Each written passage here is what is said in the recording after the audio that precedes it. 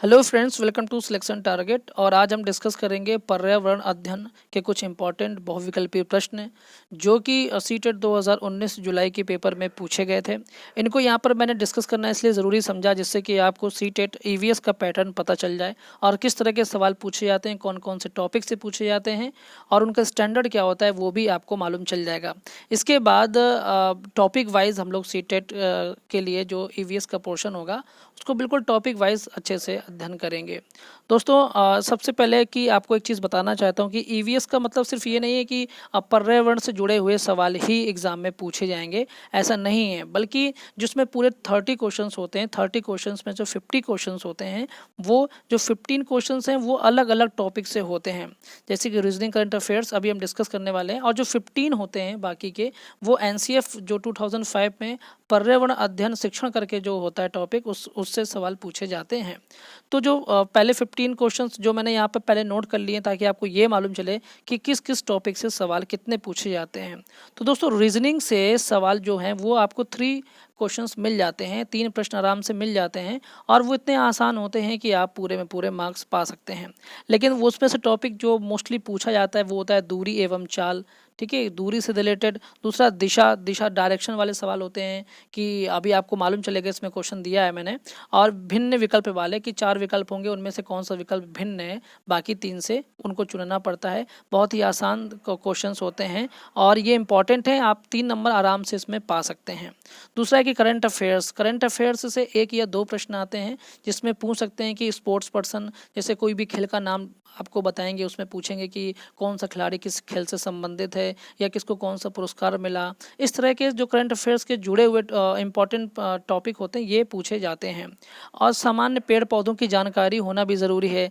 जैसे कि कौन सा पेड़, आप जब आपने अगर साइंस में पढ़ा होगा तो देखा होगा पेड़ों के बारे में बहुत बड़ी जानकारी छोटी छोटी इकट्ठा हो जाती हैं कि जैसे कि कौन सा पेड़ किस जगह पे पैदा होता है, उसकी क्या क्वालिटीज़ होती हैं। हम सब्जियों में किसको जड़ किस पौधे का जड़ खाते हैं, किसका हम तना खाते हैं, किसका हम फल खाते हैं।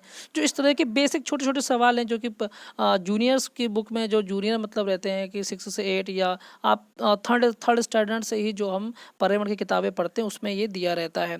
फिर इतिहास यानी हिस्ट्री से भी सवाल पूछ लेते हैं जिसमें कि मोस्टली जो सवाल होते हैं वो स्थापत्य कला से जुड़े हुए होते हैं कि मंदिर कौन सा बढ़िया था, या और भी इससे जुड़े हुए सवाल रहते हैं। और अगला कि राज्यों की भौगोलिक स्थिति कि कौन सा राज्य किस डायरेक्शन में है, इस तरह के सवाल पूछे जाते हैं। और कौन सा जैसे कि राज्य है उसके तट में कौन कौन से और समुद्री तट हैं, या किस समुद्र तट के कौन सा राज्य है, और कौन कौन से बंदरगाह हैं। ये इस तरह के सवाल मतलब जो राज्यों की भौगोलिक स्थिति है वो पूछे जाते हैं। अगला है कि एनसीएफ 2005 पर्यावरण अध्ययन शिक्षण, इससे पूरे 15 प्रश्न आते हैं जो कि आसान है, सिर्फ आपको थोड़ी सी उसकी भाषा समझनी है। बहुत ही आसान है, आप 15 में 15 पा सकते हैं। इनमें भले ही आप चूक जाएं लेकिन ये 15 में से 15 आप आराम से पा सकते हैं। अगला कि प्रसिद्ध भोजन पूछा जाता है कि केरल का भोजन प्रसिद्ध कौन सा है, उड़ीसा का कौन सा है, गुजरात का कौन सा है। इस तरह के कोई भी सवाल आपसे पूछे जा सकते हैं, इसलिए ये सब थोड़ा थोड़ा टॉपिक मैं बाद में एक एक टॉपिक डिस्कस करूँगा। इसके बाद है कि पशु पक्षी की सामान्य जानकारी, जैसे कि मोस्टली हाथी के बारे में बहुत पूछा जाता है कि हाथी का वजन इतना होता है। आपको 4 ऑप्शन देंगे, फिर चारों के कूट देंगे कि ABCD होगा कि BC होगा। इस तरह के सवाल पूछे जाते हैं। अगला त्यौहार के बारे में पूछे जाते हैं, कौन सा त्यौहार कहाँ फेमस है, ओणम कहाँ मनाया जाता है। इस तरह के कई सवाल पूछे जाते हैं। और विज्ञान से जुड़ा हुआ सवाल भी आता है जिसमें कि बॉटनी यानी जो पौधों वाला विज्ञान रहता है उसमें सवाल पूछे जाते हैं। तो दोस्तों आज हम चलिए डिस्कस करेंगे बहुत ही विश्लेषण के साथ अपने जो सीटेट 2019 का जिसने पेपर दिया है वो यहाँ पर मैंने उसी की बिल्कुल कॉपी यहाँ पे रखी है ताकि ये भी डाउट ना हो, बल्कि क्वेश्चन नंबर भी मैंने सेम ही रखा है ताकि आपको अगर आपके पास पेपर है तो आप इस वीडियो को उस पेपर से रिलेट कर सकें और अच्छे से उस पेपर को समझ सकें। तो दोस्तों पहला प्रश्न है कि निम्नलिखित में से क्या पेट्रोलियम से प्राप्त नहीं होता। निम्नलिखित में से कौन सा पेट्रोलियम से प्राप्त नहीं होता। तो दोस्तों आपको बिल्कुल समझ में आ जाएगा कि पहला ऑप्शन है डीजल, मोम, ग्रीस, कोयला। तो दोस्तों पेट्रोल को जब रिफाइन करते हैं तो उससे डीजल भी मिलता है, मोम भी मिलता है, ग्रीस भी मिलता है, लेकिन जो कोयला है वो नहीं मिलता है। तो यानी आपका ऑप्शन कौन सा सही हो जाएगा, वो आपका 4 नंबर ऑप्शन सही हो जाएगा, क्योंकि कोयला पेट्रोल से प्राप्त नहीं होता है, बल्कि कोयला खुद ज़मीन के अंदर पाया जाता है, इसकी चट्टानें पाई जाती हैं। दोस्तों अगला प्रश्न है कि निम्नलिखित में से त्योहारों के, देखिए मैंने कहा ना त्योहार से सवाल पूछे जाते हैं, तो ये त्योहारों के विषय में एक सवाल है कि निम्नलिखित में से त्योहार के उस समूह को चुनिए जिन्हें पूर्णिमा को मनाया जाता है। पूर्णिमा मतलब समझ रहे होंगे, पूर्णिमा होती है अमावस्या पूर्णिमा, तो पूर्णिमा के दिन कौन सा त्यौहार मनाया जाता है, ये सभी आपको ध्यान से समझने हैं। जैसे पहला है दिवाली, फिर गुरु नानक जन्म दिवस और रक्षाबंधन, क्या ये पूर्णिमा को मनाया जाता है? फिर दूसरा है होली, महाशिवरात्रि, बुद्ध जयंती। तीसरा है होली, रक्षाबंधन, गुरु नानक जन्म दिवस, और दिवाली, महाशिवरात्रि, गुरु नानक जन्म दिवस। ये 4 आपको ऑप्शन दिए गए हैं, तो इसमें से कौन सा ऑप्शन सही होगा? दोस्तों जो इसका थर्ड ऑप्शन है वो सही होगा, क्योंकि होली जो है वो पूर्णिमा को मनाई जाती है, जो रक्षाबंधन है वो भी पूर्णिमा को होता है, और गुरु नानक जन्म दिवस जो होता है वो भी पूर्णिमा को होता है, और जो बौद्ध का जन्मदिन होता है वो भी पूर्णिमा को होता है। इस तरह से आपको पता होना चाहिए कि पूर्णिमा किन किन पूर्णिमा के दिन कौन कौन से त्यौहार मनाए जाते हैं, और अमावस को दिवाली होती है, इसलिए अमावस के त्यौहार कौन कौन से मनाए जाते हैं, इसलिए ये छोटी छोटी जानकारियाँ आपको होनी चाहिए। अगला प्रश्न है, निम्नलिखित राज्यों के समूहों में से किस एक समूह के समुद्र तट अरब सागर पर है? अरब सागर आप जानते हैं, अगर आप भारत का नक्शा जानते हैं तो जैसे कि आप अरब जो है वो भारत के, मान लीजिए भारत है तो अरब कहाँ है? इस साइड है, यानी ये वेस्ट साइड पे है, ऊपर नॉर्थ होता है, यहाँ ईस्ट होता है, ये वेस्ट है और ये नीचे साउथ है। तो जो भारत के इस तरफ अरब सागर है, तो अरब सागर में कौन कौन से जो राज्य हैं वो देखिए। पहला है कर्नाटक, केरल, गुजरात। पहला है कर्नाटक, केरल, गुजरात। तो दोस्तों अगर आपको ठीक से मैप का नॉलेज है, आपको सभी राज्यों की भौगोलिक स्थिति पता है, तो आप जान जाएंगे कर्नाटक, केरल, गुजरात, ये पहला ऑप्शन ही इसका सही है कि ये यहाँ पर पाए जाते हैं, यानी भारत के इस साइड पाए जाते हैं, और इसी तरफ जो है वो अरब सागर है और उनका तट इसी तरफ है, और ये सारे जितने स्टेट हैं भारत के वो सभी इसी तरफ पाए जाते हैं। तो इसलिए ये ऑप्शन पहला ही सही है, और बाकी ऑप्शन यहाँ पर डिस्कस करना भी ज़रूरी नहीं है। जब आपको राज्यों की भौगोलिक स्थिति वाला टॉपिक पढ़ाया जाएगा तब वहाँ पर सभी राज्यों के विषय में डिस्कशन किया जाएगा।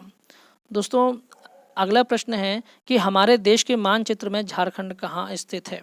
दोस्तों अगर इसमें भी देखिए, ये भी भौगोलिक स्थिति वाली बात है कि अब यहाँ पे सापेक्ष स्थिति बतानी है कि झारखंड कहाँ स्थित है। तो पहला है कि उत्तर प्रदेश के पश्चिम में, उत्तर प्रदेश के पश्चिम में, या पश्चिम बंगाल के पूर्व में, या उड़ीसा के उत्तर में, या छत्तीसगढ़ के दक्षिण पूर्व में। तो इसके लिए भी आपको राज्यों की भौगोलिक स्थिति का बहुत अच्छा ज्ञान हो, और हम लोग टॉपिक पढ़ेंगे इसके विषय में, बिल्कुल विस्तृत डिस्कशन करेंगे। लेकिन चूंकि अभी सिर्फ प्रैक्टिस के तौर पर मैं यहाँ पर पुराना पेपर डिस्कस कर रहा हूँ, तो इसलिए ध्यान से समझिएगा। जो 64 क्वेश्चन है हमारा कि झारखंड कहाँ स्थित है, इसका जो ऑप्शन सही होगा वो होगा उड़ीसा के उत्तर में। दोस्तों उड़ीसा जो होता है वो मोस्ट ईस्टर्न कोस्ट जो होता है, जो भारत होता है उसके यहाँ पर ईस्ट होता है, जो यहाँ पर उड़ीसा है उसी के सापेक्ष झारखंड रहता है, तो इसलिए उड़ीसा के उत्तर में पाया जाता है। ठीक है दोस्तों, तो ये यहाँ पर हम समझ सकते हैं। आगे है कि आप एक्स स्थिति पर है। दोस्तों जो 65 क्वेश्चन है ये रीजनिंग का सवाल है, ये रीजनिंग का सवाल है, और अगर आप, मैंने पहले कहा था कि रीजनिंग से जो है वो 3 क्वेश्चंस पूछे जाते हैं, ये रीजनिंग का सवाल है। इस सवाल को पढ़ते हैं, मैंने इसका सॉल्यूशन भी यहाँ दिया ताकि आप थोड़ा सा समझ भी सकें कि कितना आसान होता है। जैसे कि कहा गया कि आप एक्स स्थिति पर हैं, तो मान लीजिए आप एक्स स्थिति पर, आप जो हैं आप एक्स स्थिति पर हैं, तो आप एक्स स्थिति पर हो गए, और आपका विद्यालय वाई पर है, वाई पर है, तो वाई अभी पहुंचे नहीं है, तो आपके घर से आपके विद्यालय तक जाने के लिए कोई सीधी सड़क नहीं है। अतः आप पहले ए पर जाते हैं, तो ए पर कहाँ जाते हैं? जो कि एक्स के ठीक उत्तर में है, तो उत्तर मतलब ऊपर है, ठीक है, ऊपर जाते हैं, ए पे जाते हैं, इसके बाद 30 मीटर दूरी पर है, तो ये 30 मीटर इसकी डिस्टेंस हो गई। फिर है कि फिर आप बी पर जाते हैं, जो कि ए के ठीक पश्चिम में, यानी पश्चिम यहाँ है, तो यहाँ हम कितना चाहते हैं? 40 जाते हैं। तो यहाँ पर अगर मैं राइट करूँगा तो काफ़ी ज़्यादा वो हो जाएगा, गंदा हो जाएगा, इसलिए हम लोग पूरा यहाँ पे डिस्कस कर लेंगे, ये सवाल है, ठीक है। यानी फिर आप सी पर जाते हैं, फिर बी के जो कि ठीक उत्तर में है, 30 मीटर दूरी पर पहुंचते हैं, अंत में आप वाई पर अपने विद्यालय पहुंचते हैं। सी के ठीक पश्चिम में 40 मीटर दूरी पर है। विद्यालय के सापेक्ष आपके घर की दिशा क्या है? मान लीजिए आपने यहाँ से चलना शुरू किया और आप धीरे धीरे विद्यालय ऐसे ऐसे ऐसे ऐसे करके पहुँच गए, यहाँ आपका स्कूल है, तो इसके सापेक्ष जो है वो आपके घर की जो दिशा है वो क्या होगी? तो ये देखिए मैंने यहाँ पर सॉल्व किया आपके लिए कि सबसे पहले हम लोग गए 30 मीटर गए, 30 मीटर के बाद 40 मीटर गए, किस दिशा में गए? पश्चिम में गए। पहले नॉर्थ में गए, फिर पश्चिम में में गए, फिर नॉर्थ में गए, फिर पश्चिम में गए। तो दिशा का ज्ञान थोड़ा सा होना चाहिए। दिशा का ज्ञान आपको बता देता हूँ, ऊपर नॉर्थ होता है, नीचे साउथ होता है, और राइट हैंड पे आपका ईस्ट होता है, वेस्ट, और वेस्ट जो होता है वो लेफ्ट साइड पर होता है। तो जैसे ही आप घर से निकले, आप ए पे गए, बी पे गए, सी पे गए, और डी यहाँ पे वाई पे आप स्कूल पहुँच गए, तो स्कूल के सापेक्ष यानी इसके सापेक्ष आपको घर की कंडीशन बतानी है। तो ये ईस्ट है और ये साउथ है, तो इन दोनों के बीच का जो क्षेत्र कहलाता है, जो दिशा कहलाती है, वो कहलाती है साउथ ईस्ट यानी दक्षिण पूर्व दिशा। तो यही आपका जो ऑप्शन है वो सही होगा, जो कि चौथा ऑप्शन है कि दक्षिण पूर्व की दिशा सही है। हम रीजनिंग भी थोड़ी सी डिस्कस कर लेंगे ताकि आपका ये सवाल मिस ना होने पाए। बहुत चूंकि आसान होता है तो बिना वजह नंबर कटना जो होगा वो उचित नहीं होगा दोस्तों। अगला प्रश्न है यहाँ पर कि कोई लड़का मड़गांव से 30 जून 2019 को किसी रेलगाड़ी में सवार हुआ और यह रेलगाड़ी 9:45 बजे मड़गांव से चली और अगले दिन 7:15 नगर कोइल पहुंची। यदि इस समय अंतराल में रेलगाड़ी द्वारा तय की गई दूरी 1140 किलोमीटर है तो रेलगाड़ी की औसत चाल क्या है। तो दोस्तों औसत चाल निकालने के लिए जो उसका फॉर्मूला होता है वो पता होना चाहिए, ठीक है। तो इसमें क्या है कि मैंने इस सवाल को आपके लिए डिस्कस करके पहले से रखा है, लगा करके सॉल्व करके, ताकि आपको समझाने में आसानी हो। तो डी का मतलब होता है डिपार्चर, मैंने यहाँ पे लिखा है। डी का मतलब डिस्टेंस भी होता है, लेकिन टाइमिंग की बात है तो डिपार्चर यानी ट्रेन छूटी है जो कि 9:45 पे छूटी है 30 जून को, जो कि अगले दिन यानी अराइवल यानी पहुँची है 7:15 पर, और वो है 1 जुलाई 2019 को पहुँची है। तो डिस्टेंस कितनी पूरी बताई गई है, ये 1140 किलोमीटर डिस्टेंस जो कि क्वेश्चन में दिया गया है। अब सवाल पूछता है कि जो स्पीड है यानी जो स्पीड है, जो चाल है वो बताइए। तो चाल बराबर जो फार्मूला होता है वो होता है दूरी बटे समय। तो डिस्टेंस कितनी है 1140। अब आप इन दोनों का जो दिया हुआ है डिपार्चर और अराइवल, इनका अगर आप समय का डिफरेंस निकालेंगे तो वो आएगा 21 मिनट, मतलब 21 घंटे 30 मिनट आएगा। अब आप इसको डिवाइड करेंगे तो आपका आएगा 53.52 किलोमीटर। तो दोस्तों जो क्वेश्चन है इसमें क्या है कि बी नंबर सही होगा, क्योंकि 53 किलोमीटर दिया इन्होंने, पॉइंट में नहीं दिया है, तो इसलिए जो बी नंबर इसका वो सही हो जाएगा। हम लोग जब डिस्कस करेंगे इस टॉपिक को भी, तब और अच्छे से क्लियर हो जाएगा। दोस्तों अगला जो प्रश्न है वो है कि हमारे देश के एक जंगल में उस जंगल के लोगों को खेती के लिए ज़मीन ग्राम सभा द्वारा एक विशेष मात्रक में, जिसे टिन कहते हैं, आवंटित की जाती है। दोस्तों जंगल को जो भूमि दी जाती है सरकार के द्वारा किसानों को खेती करने के लिए, उसकी यूनिट होती है टिन, ठीक है। उसी टिन के बारे में पूछ रहा है कि ये टिन होता क्या है। पहला है कि वह भूमि जिसकी विमाएँ 100 मीटर मल्टीप्लाइड बाय 100 मीटर हैं। तो ये होती है क्या कि वह भूमि जिस पर कोई किसान 1 टन बीज बोता है, या वह भूमि जिससे कोई किसान 1 टन बीज उत्पन्न करता है, यह भूमि की मात्रा की जिसकी अभिकल्पना विशेष रूप से जंगलों किसानों के लिए की गई है। दोस्तों ये सब बेसिक नॉलेज है जो कि होना ज़रूरी है। अगर आपने करंट अफेयर्स नहीं पढ़ा है कभी, या आपने कुछ ऐसी छोटी छोटी बेसिक नॉलेज जो कि आप मिस करते रहे, अगर नहीं किया है, तो आपको ऐसे सवालों पर दिक्कत हो सकती है। लेकिन यहाँ पर डिस्कस मैं इसलिए कर रहा हूँ कि आप देखिए कि स्टैंडर्ड क्या है सवालों का। तो सी टेट में जहाँ 15 क्वेश्चन जो कि एनसीएफ से पूछे जाते हैं वो तो आसान है, लेकिन ये 15 क्वेश्चन में से आपको 4-5 क्वेश्चन ऐसे होंगे जो बहुत परेशान करने वाले हैं, इस तरह के सवाल। तो इसमें जो ऑप्शन सही होगा वो होगा इसमें जो ऑप्शन होगा वो होगा सेकेंड नंबर होगा, क्योंकि जो वह भूमि जिस पर किसान 1 टन बीज बोता है, ये ऑप्शन सही माना जाएगा, सेकेंड नंबर। ठीक है दोस्तों, तो जिस पे किसान जो है 1 टन बीज बोता है वो टिन की एक यूनिट कहलाती है। ये आपको यहाँ पर मैंने डिस्कस किया। अगला प्रश्न है कि नीचे दिए गए शहरों में से किस एक में रेत के पहाड़ हैं जिन्हें रेत के टीले कहा जाता है। तो दोस्तों आप जानते हैं कि आबू धाबी है, ये तो बहुत आसान है, क्योंकि आप जानते हैं कि वहाँ पे आबू धाबी में क्या रेत ही रेत है, जो कि एक खाड़ी देश है, अरब देश है ना। तो इसका आंसर सीधा सा है अबू धाबी। अगला चलते हैं कि दोस्तों थोड़ा सा इस सवाल चूँकि सीटेट में काफ़ी लंबे लंबे पूछे जाते हैं और आपको बहुत कम समय में पढ़ना भी होता है, समझना भी होता है और उसका आंसर भी सही देना होता है। तो यहाँ पे थोड़ा सा ध्यान से समझिएगा कि हम सभी पुराने कुओं को देखते हैं जो कि अब सूख गए हैं। हमारे बड़े यह कहते हैं कि अब से लगभग 25-30 साल पहले इन कुओं में काफ़ी पानी था, परंतु अब ये पूरी तरह सूख गए हैं। निम्नलिखित में से कुओं के सूखने के संभावित सही कारणों को चुनिए। तो ये आपको 4 यहाँ पर रीज़न दिए गए हैं और उनके ये कूट दिए गए हैं, इसलिए आप इन रीजंस को बहुत ध्यान से पढ़ना, क्योंकि ये आपको अगर आपने इन रीजंस को ध्यान से नहीं पढ़ा तो आपको कूट सही करने में प्रॉब्लम होगी। तो पहला रीज़न है कि जिन झीलों में वर्षा का पानी इकट्ठा होता था वह अब वहाँ नहीं है। दोस्तों जिन झीलों में वर्षा का पानी इकट्ठा होता था अब वो वहाँ नहीं है। तो ये बात सही है कि अगर झील में पानी ना हो तो ज़मीन का स्तर जो जल का स्तर होता है वो कम होने लगता है। इसलिए ए ऑप्शन तो आपको अभी सही लग रहा है, तो इसलिए एक ए हो गया, ठीक है। दूसरा है कि पेड़ कुओं के आसपास क्षेत्रों की ज़मीन अब कोल तार सीमेंट से ढक गई है। तो क्या ये भी एक कारण हो सकता है दोस्तों? आप बताएं कि क्या इसका कारण ये हो सकता है कि पेड़ों कुओं और आसपास के क्षेत्रों की जो ज़मीन है अब कोल तार सीमेंट से ढक गई है। तो दोस्तों आप जानते हैं कि सीमेंट की वजह से भी क्या होता है कि ज़मीन सख्त हो जाती है और पानी जो है उसके अंदर वर्षा का पानी जो होता है वो समा नहीं पाता है, ठीक है, सोख नहीं पाती भूमि। इसलिए जो इसका भी एक रीज़न है कि वो पानी कम होने लगता है, यानी भूमिगत जल कम होने लगता है। इसलिए ये बी भी मान लीजिए सही हो गया। अब सी ये कि कुओं का कोई उपयोग नहीं करता क्योंकि हर घर में टोंटियाँ लगी हैं। तो दोस्तों ये तो और अच्छी बात है कि अगर कुएं का पानी कोई यूज़ नहीं कर रहा तो कुएं का पानी तो ख़त्म होना ही नहीं चाहिए। कुएं का पानी जो है वो अच्छे से मतलब जितना था उतना रहना चाहिए, ठीक है, या बिल्कुल ख़त्म नहीं होना चाहिए। इसलिए सी ऑप्शन नहीं होगा। तो डी वाला देखिए, डी वाला है कि भूमिगत पानी को खींचने के लिए कई विद्युत मोटर चालित पंप लगाए गए हैं। और ये दोस्तों बिल्कुल सही है क्योंकि सिंचाई के लिए भी आप देखेंगे गाँवों में जो जहाँ पे सिंचाई जहाँ पर धान की खेती की जाती है वहाँ पर बहुत बड़ी बड़ी मोटर लगा करके कुएँ से पानी जो है वो खेतों पर पहुँचाया जाता है। कई हज़ार लीटर पानी जाता है, मैंने स्वयं इस चीज़ को देखा है। इसलिए इसका डी ऑप्शन सही है। और आप देखेंगे कि ए बी डी ये हमारा चौथा नंबर जो है वो इसमें सही है क्योंकि इस कूट में कह रहा है ए बी डी ऑप्शन आपके सही होने चाहिए। तो आपने अभी समझा, अध्ययन किया, देखा और आपको समझ में आ गया कि ए बी डी जो है वो ऑप्शन बिल्कुल सही है। दोस्तों अगला प्रश्न है कि पर्यावरण अध्ययन में संकल्पनाओं और मुद्दों को विज्ञान और सामाजिक विज्ञान विषय के रूप में नहीं रखा गया है, क्यों? पर्यावरण अध्ययन का जो मुद्दा है वो विज्ञान और सामाजिक विज्ञान के रूप में क्यों नहीं रखा गया है, इसके विषय में आपको ये बाकी चार ऑप्शन देखने हैं। पहला कि सीबीएसई के द्वारा पर्यावरण अध्ययन के पाठ्यक्रम को इसी प्रकार से निर्धारित किया गया है, यानी सीबीएसई ने अपने पाठ्यक्रम में इस तरह का कुछ डिस्कशन किया जिसमें कि विज्ञान और सामाजिक विज्ञान से पर्यावरण को रिलेट नहीं किया है, उससे संबंधित नहीं किया है। इसलिए ये अभी इसको ऑप्शन दिया है। दूसरा पढ़ते हैं कि इस आयु वर्ग के बच्चे अपने परिवेश को समग्र रूप में देखते हैं।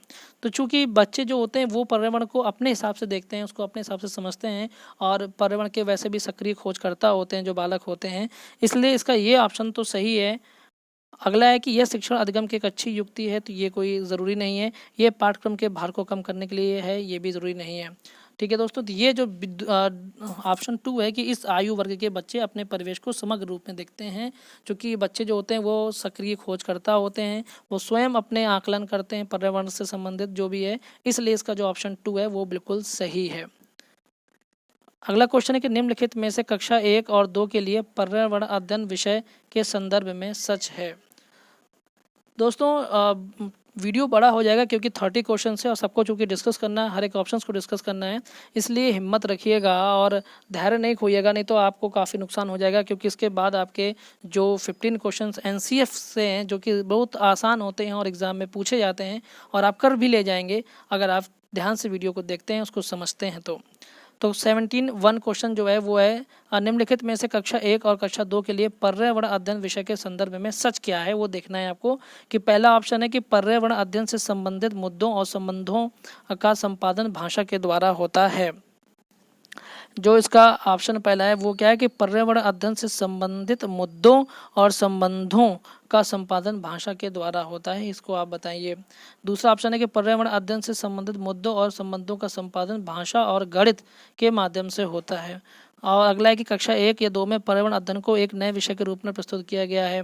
तो ऐसा ये कोई नया ऐसा कुछ भी नहीं है और कक्षा 1 या 2 में एक विषय के रूप में पर्यावरण अध्ययन समझने के लिए आसान नहीं है। नेगेटिव पॉइंट की तो हमें बात ही नहीं करनी है, ठीक है। अब बचता है ए और बी ऑप्शन। तो पर्यावरण अध्ययन के से संबंधित मुद्दों और संबंधों का संपादन भाषा के द्वारा होता है, तो सिर्फ भाषा के द्वारा नहीं होता है और बल्कि भाषा और गणित के द्वारा होता है, इसलिए इसका ऑप्शन 2 सही है। दोस्तों जो पर्यावरण का अध्ययन होता है, ठीक है, आप भाषा से अपनी जो चीज़ देखते हैं उसका आकलन कर सकते हैं, लेकिन कितने क्षेत्र में कोई जंगल फैला है, कितने जानवर रहते हैं, बिना गणित के तो पर्यावरण अधूरा माना जाता है। इसलिए जो 71 प्रश्न है उसका जो 2 ऑप्शन है वो सही है। दोस्तों ये प्रश्न संख्या है ये आपके एग्जाम की जिस तरह से एग्जाम में होते हैं उसी तरह से मैंने यहाँ रखे हैं, अपने हिसाब से नहीं रखे हैं। अगला प्रश्न है कि पर्यावरण अध्ययन के पाठ्यक्रम में उप विषयों के स्थान पर थीम को प्रस्तावित किया गया है, क्यों? इसका ऑप्शन जो है आप बताइए। पहला ऑप्शन है कि पर्यावरण अध्ययन में पाठों को कम करने के लिए, पर बच्चों के परिवेशीय बोध में वृद्धि करने के लिए और बच्चों के स्थानीय परिवेश के मुद्दों से जुड़े हुए और अंतः संबंधित समझ के विकास के लिए और उप विषयों की तुलना में थीम आधारित पर्यावरण का अध्ययन का संपादन आसान है।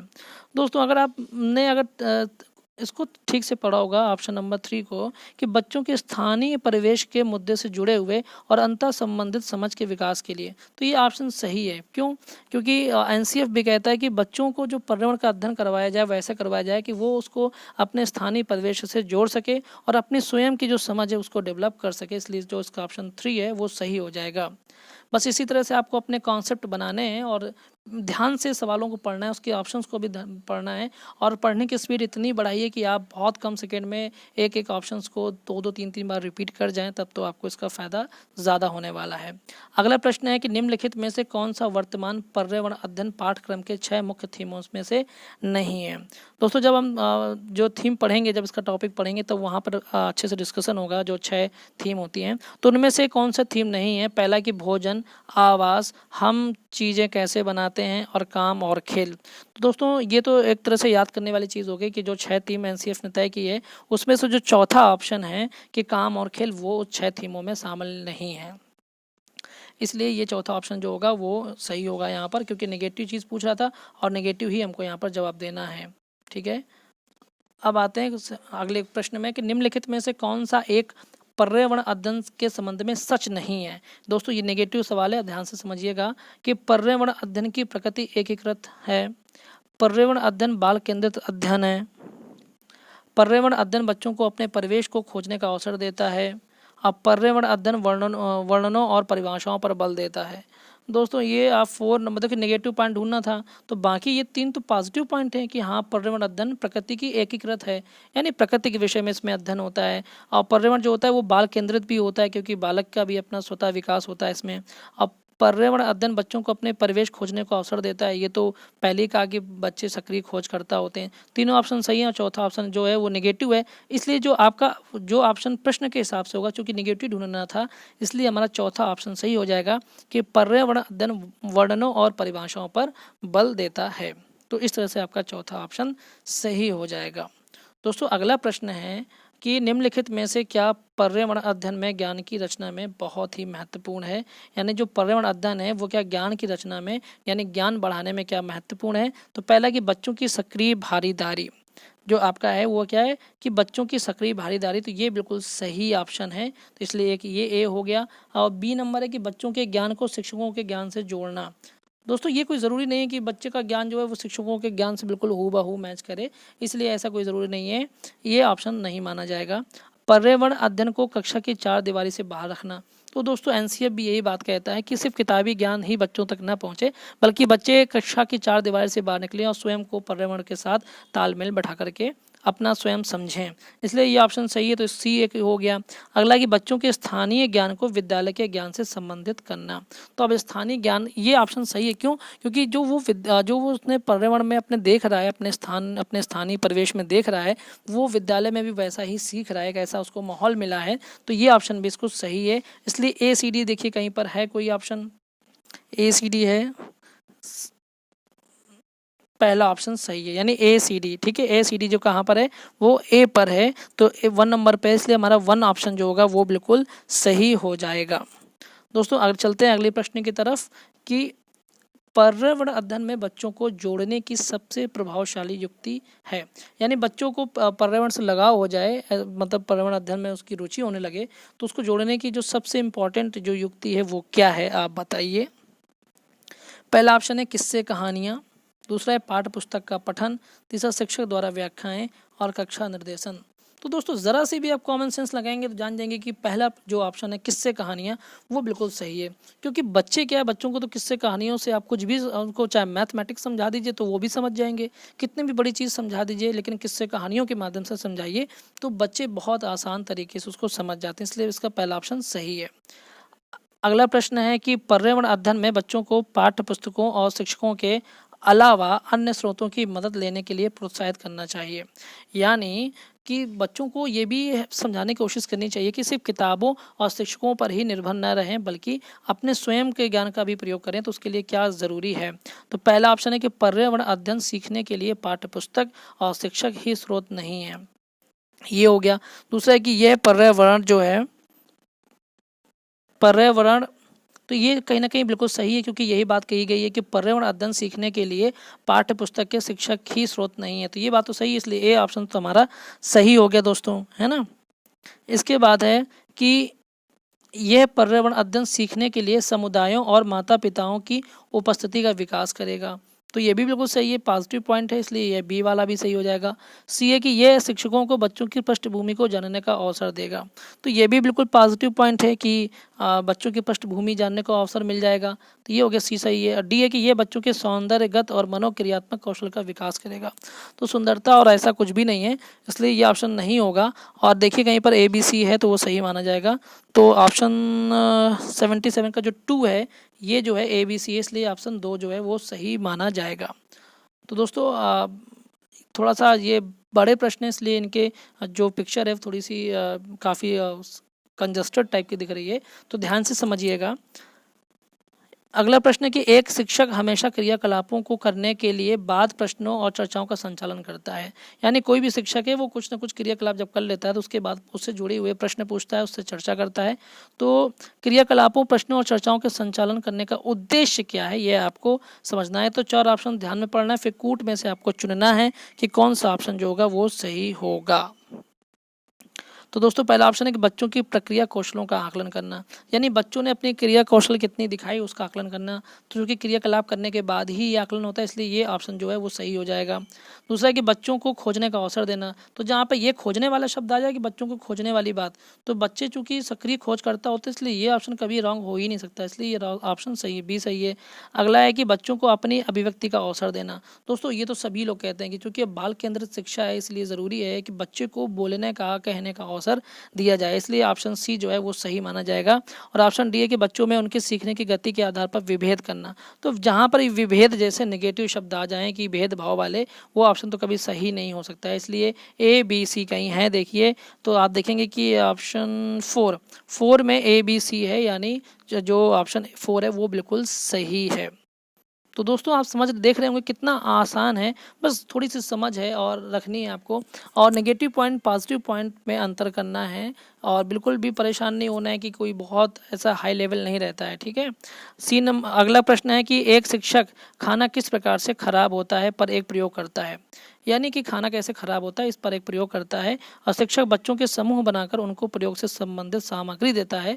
और शिक्षक बच्चों के समूह क्यों बनाता है, मतलब एक प्रयोग किया, खाना क्यों खराब होता है, बच्चों का ग्रुप बनाया और कहा कि इसके विषय में आप चर्चा करिए, बताइए, तो ये समूह उसने क्यों बनवाया। तो इसमें आपको समझना होगा कि पहला जो ऑप्शन है वो ये है कि यह सहपाठी अधिगम का समर्थन करता है। यह सहपाठी अधिगम का समर्थन करता है। सहपाठी अधिगम का मतलब होता है कि क्लास में साथ साथ पढ़ना, यानी साथ साथ सीखना, तो ये ऑप्शन सही है।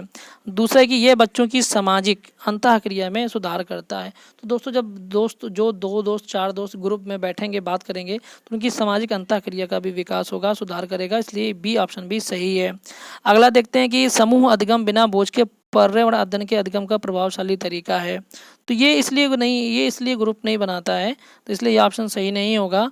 और डी नंबर की कक्षा में अनुशासन को बनाए रखने के लिए समूह में अधिगम एक महत्वपूर्ण युक्ति है।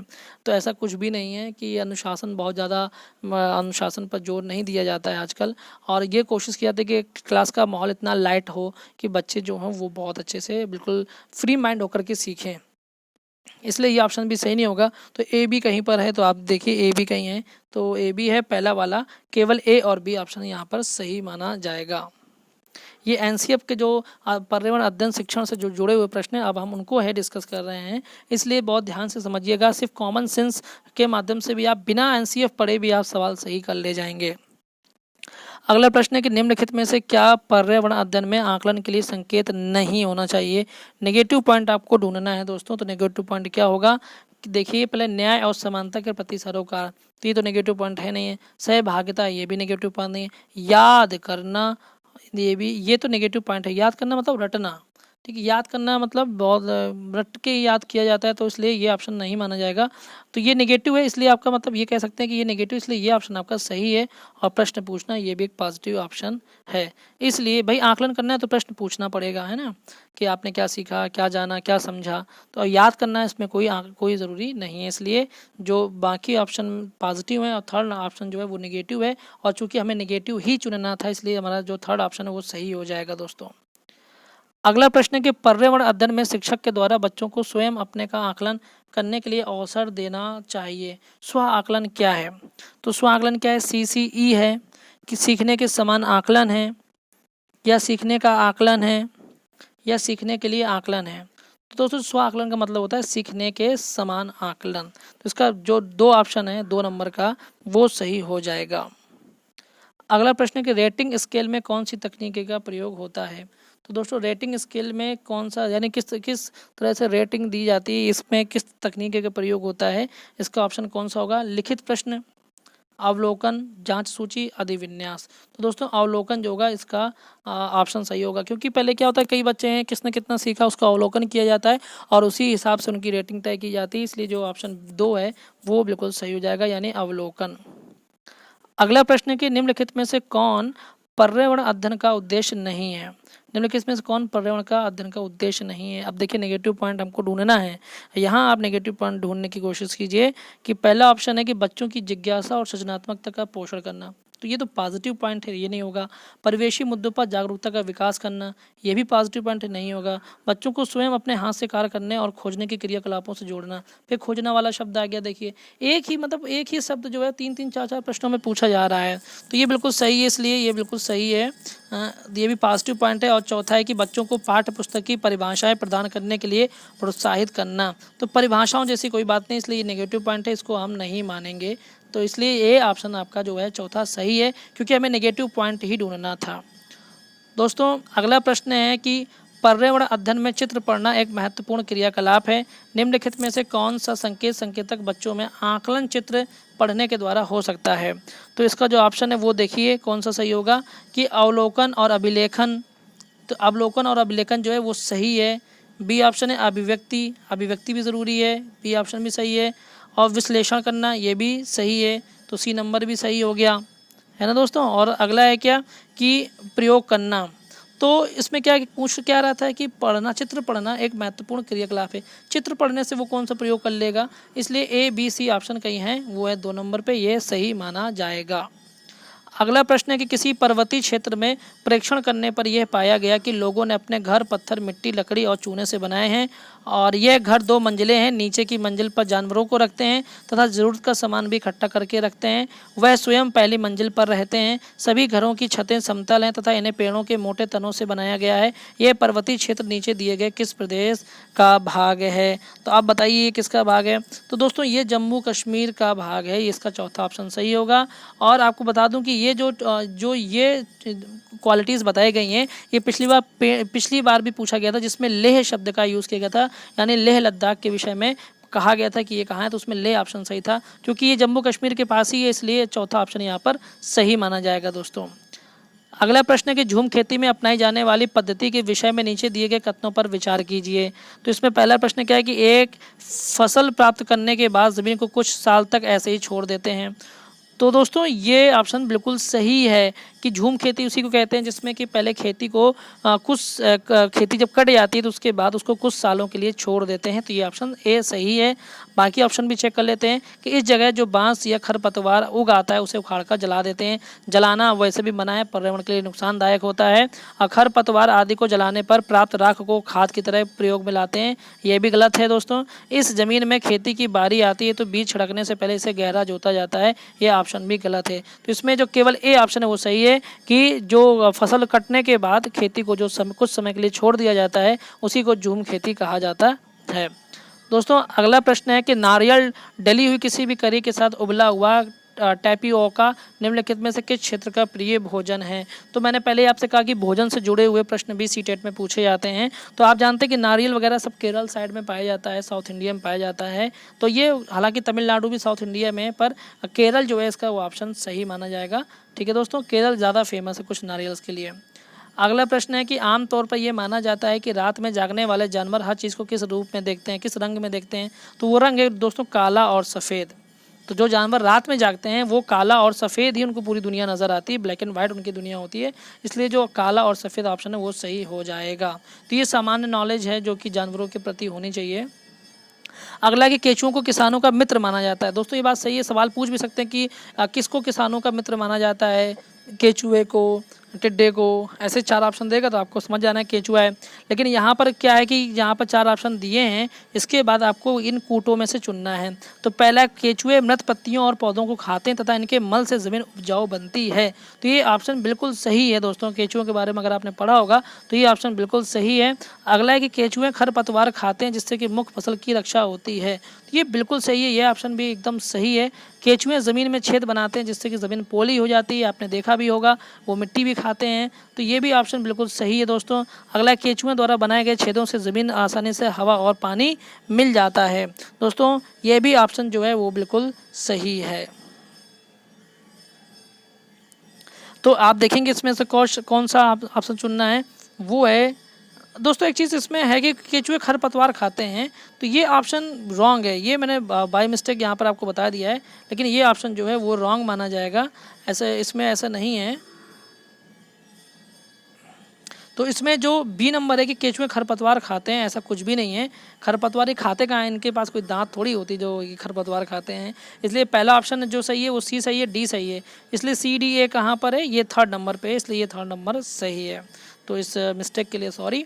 आगे बढ़ते हैं कि आदिवासी हज़ारों साल पहले से कांसे यानी ब्रांज की चीज़ें बनाते आए हैं। आज भी हमारे घरों में कांसे का उपयोग होता है। कांसे के विषय में निम्नलिखित में से सही कथन चुनिए। तो ये साइंस का सवाल है, इसमें आपको पता होना चाहिए कांसा जो होता है वो किन 2 पदार्थों से मिलकर के बनता है। तो अगर आपने पढ़ा होगा साइंस में पदार्थ में तो समझ जाएंगे कि इसमें कि जो ऑप्शन है पहला क्या है कि यह एल्यूमिनियम और तांबे की भांति एक तत्व है, तो ये नहीं बनता है। पीतल, ब्रास और तांबे का कॉपर मिश्रण है, ये भी नहीं है। ये तांबे, जस्ता तथा एल्यूमिनियम का मिश्रण है, ये भी नहीं है। और चौथा ऑप्शन है कि यह तांबे और टिन का मिश्रण है। तो ये ऑप्शन दोस्तों बिल्कुल सही है और ये ऑप्शन यहाँ पर आपका राइट माना जाएगा। तो दोस्तों ये हमने डिस्कस किए सी टेट 2019 का जुलाई का जो EVS का पेपर था पूरा, और जितने भी प्रश्न थे 30 के 30 क्वेश्चन हमने यहाँ डिस्कस किए और आपको काफ़ी हद तक इससे हेल्प मिलेगी। और जो भी मैंने टॉपिक कहा कि ये टॉपिक इंपॉर्टेंट है वो अपने वीडियोस में एक एक करके मैं डिस्कस करूँगा। तो अगर आपको वीडियो हेल्पफुल लगे तो चैनल को सब्सक्राइब करना ना भूलें, अगर अभी तक आपने चैनल को सब्सक्राइब नहीं किया है तो। दोस्तों वीडियो को लाइक करें, कमेंट करें और एक फीडबैक दें कि आपको और किस टॉपिक पर वीडियो चाहिए और आपको कैसा लगा ये भी आप कमेंट बॉक्स में बताएं। हम लोगों को काफ़ी मोटिवेशन मिलेगा और मिलते हैं अपने अगले वीडियो के साथ। तब तक के लिए जय हिंद, नमस्कार।